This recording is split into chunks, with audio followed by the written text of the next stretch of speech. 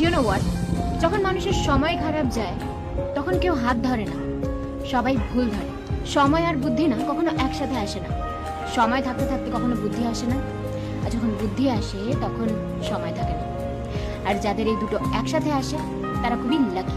লোকে আমাদের সাথে যেরকম ব্যবহার করে, আমরা যদি সেই ব্যবহারটাই তাদের রিটার্ন দিই, তারা সেটা হজম করতে পারে না।